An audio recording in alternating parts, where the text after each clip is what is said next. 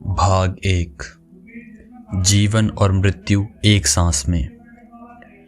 जीवन और मृत्यु है मुझ में साथ साथ रहते, नहीं माना कभी भी एक को दूसरे से श्रेष्ठ। दूर खड़ा होता है जब कोई, जीवन देता हूँ मैं, निकटता में केवल मैं मृत्यु बांटता हूँ। सीमित की मृत्यु में मौजूद रहेगा मृत्युहीन, अपने इस निष्कलंक दोष को कैसे बताऊं उन्हें जो है मूर्खता में लीन। ये सद्गुरु की कविता है। भाग 1, अध्याय 1, मृत्यु क्या है। जबकि मृत्यु सबसे मौलिक प्रश्न है, फिर भी लोग इसे अनदेखा करते हैं, इससे बचते हैं और अपनी अज्ञानता में केवल इसलिए जीते हैं क्योंकि धर्म के नाम पर दुनिया में हर तरह की बेतुकी कहानियों का प्रचार किया गया है। मृत्यु, सबसे बुनियादी सवाल, क्या आप जानते हैं कि एक दिन आप मर जाएंगे? वैसे मैं आपको लंबे जीवन का आशीर्वाद देता हूं, लेकिन फिर भी आप एक दिन मरेंगे ही। हम आपके जीवन में दूसरी बातों के बारे में निश्चित नहीं हो सकते। हम नहीं जानते कि आपकी शादी होगी या नहीं, या आपको कोई नौकरी मिलेगी या नहीं, आप कामयाब होंगे या नहीं, लेकिन यह एक घटना आपके जीवन में होना निश्चित है। आप सीधे अपनी कब्र या चिता पर जाएंगे। मनुष्य की सबसे बड़ी नादानियों में से एक है मृत्यु को केवल दूसरे लोगों से जोड़कर देखना, मानो यह कोई काल्पनिक घटना है जो दूसरों के साथ होती है, हमारे साथ नहीं। क्या आप जानते हैं कि दुनिया में लगभग 1,60,000 लोग जो कल जिंदा थे आज हमारे बीच नहीं हैं। हर सेकंड संसार में 2 लोग मर जाते हैं, और एक दिन ये आपके और मेरे साथ भी होगा। इसे जानने के लिए किसी भारी शोध या बुद्धि, यहाँ तक कि पढ़ाई की भी आवश्यकता नहीं है। यह ज्ञान हर मनुष्य में पहले से ही मौजूद है। फिर भी हमें लगता है कि हमारे पास असीमित जीवन है। इस स्थिति को भारतीय महाकाव्य महाभारत में सबसे अच्छी तरह से व्यक्त किया गया है। 5 पांडव राजकुमार जो इस महाकाव्य के नायक थे, जंगल में भटक गए। भूख से पीड़ित और मुरझाए हुए वे भोजन और पानी के लिए आसपास के पहाड़ों में भटक रहे थे। तभी उन्हें एक तालाब नजर आया, और जब वे उससे पानी पीने की कोशिश करने लगे तो एक सफ़ेद सारस के रूप में उनका सामना एक यक्ष, जो एक दिव्य प्राणी होता है, उससे हुआ। वह यक्ष जो जोर देता है कि वह पहले उनके द्वारा पूछे जाने वाले सवालों के उत्तर दें। केवल एक पक्षी के कहने पर रुकने से इनकार करते हुए एक एक करके वे तालाब से पानी पीने की कोशिश करते हैं और मृत्यु को प्राप्त होते हैं। उनमें केवल युधिष्ठिर बचते हैं जो सबसे बड़े हैं। सदा से ही विनम्र और सदाचारी युधिष्ठिर अपनी प्यास को भूलकर यक्ष को जवाब देने लगते हैं, जो जीवन के विषय में उन पर सवालों की झड़ी लगा देता है। उनमें से एक सवाल होता है, जीवन का सबसे बड़ा आश्चर्य क्या है? बिना झिझके युधिष्ठिर सुप्रसिद्ध उत्तर देते हैं, हर पल सैकड़ों हजारों लोग मरते हैं, फिर भी मूर्ख मनुष्य अपने आप को अमर समझता है और मृत्यु के लिए तैयार नहीं होता। यही जीवन का सबसे बड़ा आश्चर्य है। यक्ष उनके उत्तर से इतना संतुष्ट हो जाता है कि वह उन्हें तालाब से पानी पीने की अनुमति तो देता ही है, उनके भाइयों के प्राण भी लौटा देता है। यह सब 5000 साल पहले हुआ था, लेकिन मृत्यु को लेकर तब से अब तक मानवीय मानसिकता में बहुत ही कम बदलाव हुआ। मृत्यु एक बहुत ही मौलिक प्रश्न है। दरअसल मृत्यु के बारे में जो आंकड़े दिखाए जाते हैं उससे वह हमारे कहीं अधिक करीब है। हमारे भीतरी अंगों और कोशिकाओं के स्तर पर मृत्यु हर पल घट रही है। तो इस तरह आपके भीतर एक बार देख लेने पर ही आपका डॉक्टर जान लेता है कि आप कितने साल के हैं। वास्तव में तो जन्म लेने से पहले ही हमारे भीतर मृत्यु घटित होना शुरू हो जाती है। अगर आप इसके प्रति अनजान या अनभिज्ञ बने रहते हैं तो ही आपको लगता है कि आपके लिए मृत्यु बाद में किसी दिन आएगी। यदि आप जागरूक हैं तो आप देखेंगे कि जीवन और मृत्यु हर पल घटित हो रहे हैं। अगर आप थोड़ा और सचेतन होकर सांस लें तो आप पाएंगे कि हर आती हुई सांस में जीवन है और हर जाती हुई सांस में मृत्यु। जन्म लेते ही सबसे पहला काम जो एक बच्चा करता है वो है सांस लेना, और जो आखिरी काम आप अपने जीवन में करेंगे वो होगा सांस छोड़ना। अभी आप सांस छोड़ें, और अगर यह अगली सांस ना ले पाए तो आप मर जाएंगे। अगर आप इसे नहीं समझ पाए हैं तो एक सांस लीजिए, अपनी नाक बंद कीजिए और अगली सांस मत लीजिए। कुछ ही पलों में आपके शरीर की हर कोशिका जीवन के लिए तड़पना शुरू कर देगी। जीवन और मृत्यु का क्रम हर पल हो रहा है। हर सांस में वे दोनों एक साथ मौजूद हैं, उन्हें अलग नहीं किया जा सकता। उनका रिश्ता तो सांसों से भी आगे जाता है। सांस की प्रक्रिया तो केवल सहायक की भूमिका कर रही है, असली प्रक्रिया तो जीवन ऊर्जा या प्राण की है। वही भौतिक अस्तित्व को नियंत्रित करती है।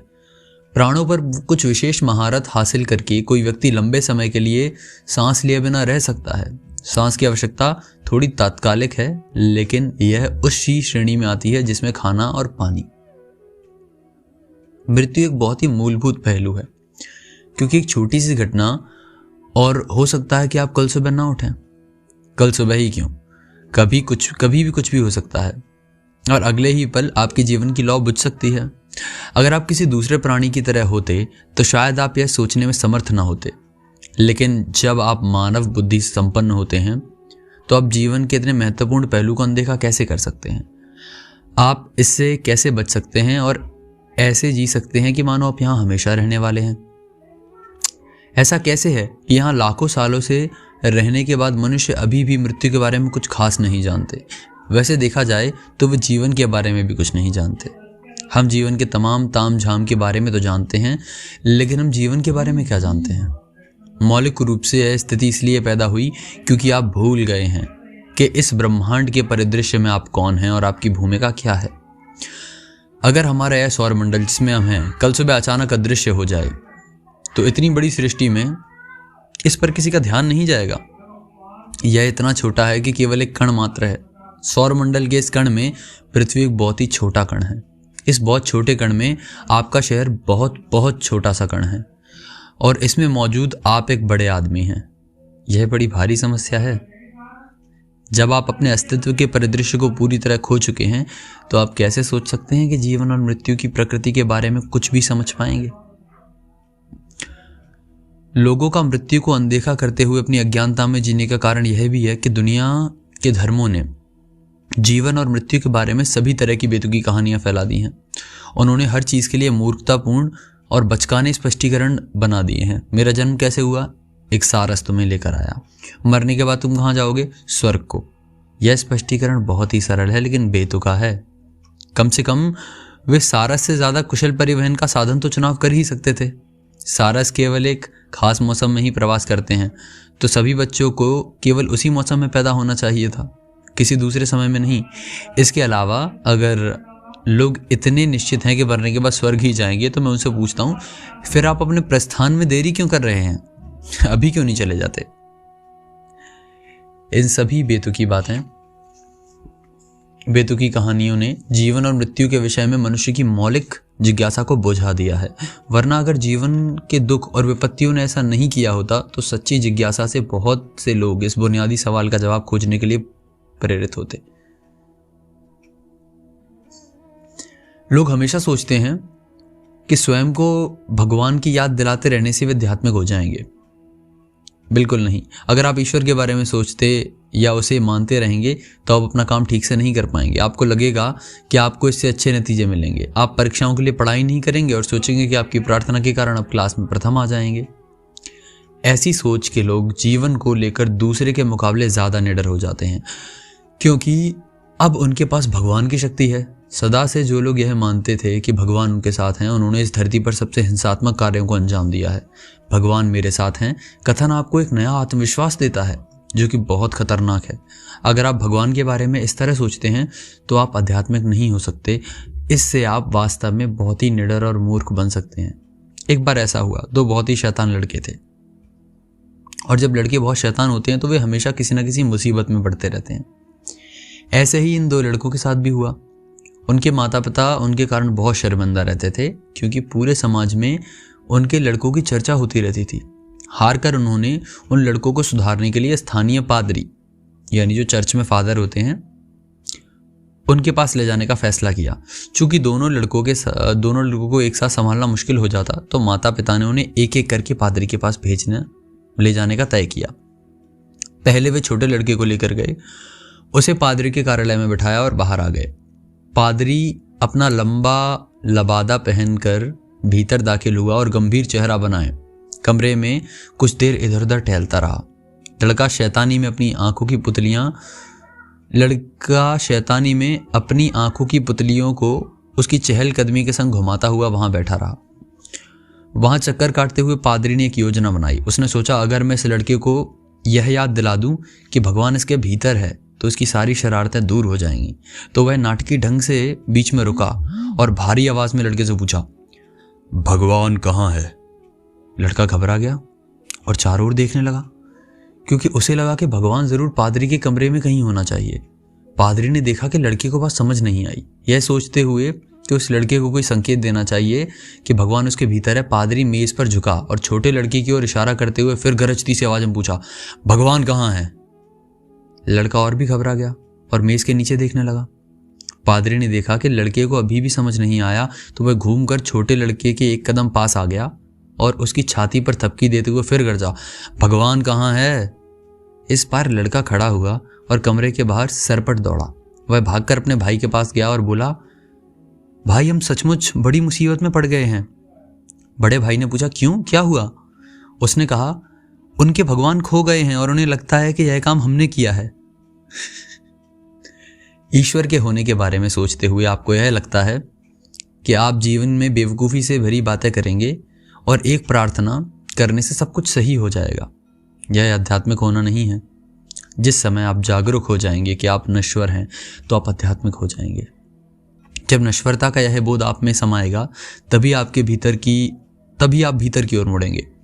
जब आप अपने अस्तित्व की नश्वर प्रकृति पर ध्यान देंगे तब आप में इस जीवन के स्रोत के बारे में जानने की इच्छा भी जागेगी। इसमें यह जानने की तीव्र लालसा पैदा होगी कि यह सब आखिर क्या है और इस सब के परे क्या है। यह एक सहज खोज बन जाएगी और यही आध्यात्मिक प्रक्रिया है। अगर लोग यह नहीं जानते कि वे मरेंगे तो कोई भी आध्यात्मिक की खोज नहीं करता। जब आप जवान होते हैं तो आपको लगता है कि आप अमर हैं। धीरे धीरे जैसे जैसे आप बूढ़े होते जाते हैं तो कम से कम आपका शरीर आपको ज़रूर याद दिला देता है कि आप नश्वर हैं। और जब मृत्यु से आपका सामना होता है या आपके किसी प्रियजन की मृत्यु होती है तब निश्चित रूप से आपको हैरानी होती है कि आखिर यह सब क्या है। अगर आपको अपने जीवन की नश्वर प्रकृति का बोध है तो आपके पास समय ही कहाँ होगा किसी पर गुस्सा करने या किसी से झगड़ा करने या जीवन में कुछ भी मूर्खतापूर्ण करने का। एक बार जब आप मृत्यु को स्वीकारते हैं और जागरूक होते हैं कि आपकी मृत्यु होगी तब आप अपने जीवन के हर पल को जितना हो सके सुंदर बनाना चाहेंगे। जो लोग अस्तित्व की नश्वर और अस्थायी प्रकृति के प्रति जागरूक रहते हैं वे एक पल को भी खोना नहीं चाहते। वे स्वाभाविक रूप से जागरूक रहेंगे। वे किसी भी चीज़ को महत्वहीन नहीं समझ सकते। वे बहुत ही अर्थपूर्ण ढंग से जीवन जीते हैं। केवल वे लोग जिन्हें लगता है कि वे अमर हैं, लड़ सकते हैं और मरने मारने को तैयार रहते हैं। भारतीय परंपरा में श्मशान भूमि को हमेशा से बहुत पवित्र जगह माना जाता है।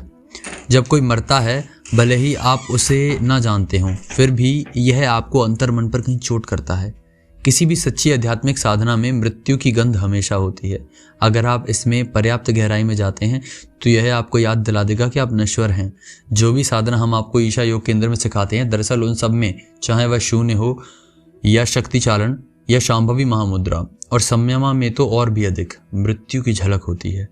अगर इसमें मृत्यु की झलक ना हो तो वहाँ कोई आध्यात्मिकता भी नहीं होगी। फिर यह बस एक मनोरंजन होगा। अगर किसी ने आपको सतही तौर पर मन बहलाने वाला अभ्यास सिखाया है तो यह आपको अच्छा तो महसूस करा सकता है, लेकिन इसमें ज़्यादा कुछ नहीं होगा। परंपरागत रूप से हर योगी ने श्मशान भूमि में ही अपनी आध्यात्मिक खोज की शुरुआत की है। असल में बहुत से गुरुओं ने इसका उपयोग एक आध्यात्मिक प्रक्रिया के रूप में किया। गौतम बुद्ध ने अपने भिक्षुओं के लिए इसे अनिवार्य बना दिया था। उनके पास आने वाले को दीक्षा देने से पहले वे 3 महीने के लिए सबसे व्यस्त शमशान भूमि में जाकर बैठने और केवल जलती हुई लाशों को देखने के लिए कहते थे। आज भी अगर आप वाराणसी के मणिकर्णिका घाट जाएं तो वहाँ किसी भी समय कम से कम आधा दर्जन शवों को जलते हुए पाएंगे और वहाँ यह सब उनके लिए बहुत ही साधारण सी बात है। इन दिनों उनके पास लाशों को पूरी तरह जलाने का समय नहीं होता, क्योंकि किसी भी देह को पूरी तरह जलने से पहले दूसरी देह आ जाती है। इसीलिए वे उस अध जले शरीर को नदी में फेंक देते हैं। दरअसल यह देखना आपके लिए बहुत अच्छा है कि लोग एक दिन आपके साथ भी ऐसा ही व्यवहार करेंगे।